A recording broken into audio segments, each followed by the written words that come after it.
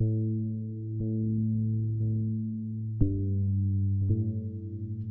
cet été 2015, je vais retenir aujourd'hui 3 ou 4 sujets. D'abord, vu sur Facebook, la photo d'une petite blondinette de 12 ans portant une affiche sur laquelle elle a écrit Mon papa m'a promis d'arrêter de fumer si j'obtiens 2000 j'aime. Bon, pas besoin d'être psy, il suffit d'un petit peu de bon sens pour relever toute l'ignominie de la relation entre ce papa fumeur et sa gentille petite fille. Toujours cet été, cette fois vue dans le magazine Flair, une jeune femme de 27 ans, en sous-vêtements, qui confie Je ne déborde pas de confiance en moi, mais dans l'ensemble, j'aime mon physique, surtout quand mon petit garçon me demande en mariage. Et quelques lignes plus loin, elle réitère J'aime mon corps et encore plus quand mon petit garçon me demande si je veux l'épouser. Alors, les paris sont ouverts pour savoir si ce gamin devenu ado ou adulte se retrouvera sur un divan.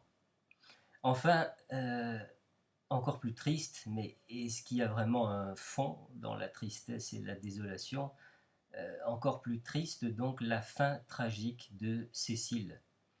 Cécile, le plus célèbre lion du Zimbabwe, le lion emblématique à la crinière noire, connu de tous les touristes.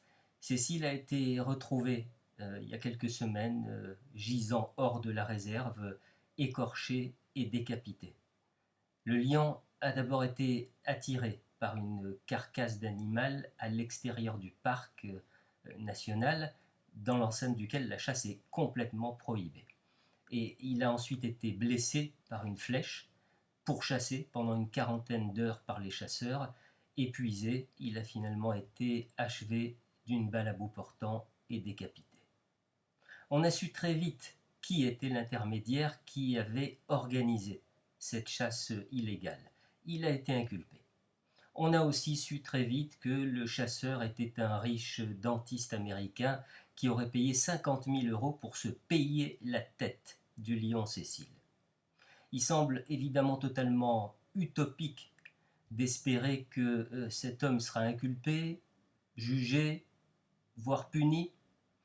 On a de l'argent, on a de la toute-puissance, on a du plaisir à donner la mort, c'est-à-dire qu'on a là tous les ingrédients que sécrète notre société.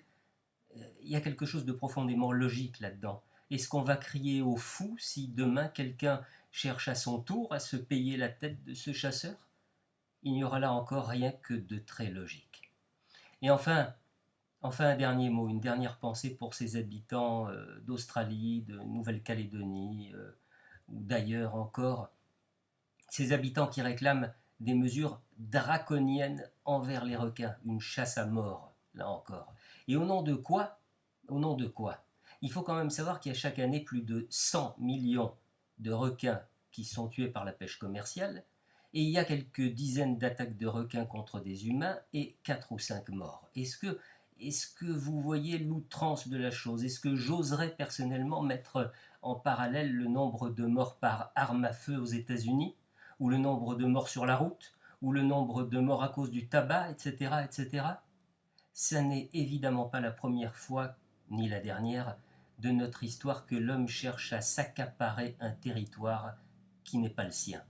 Et ça n'est pas non plus la dernière fois qu'il réclame une sécurité totalement incohérente, à moins que celle-ci ne camoufle une fois encore une soif de donner la mort.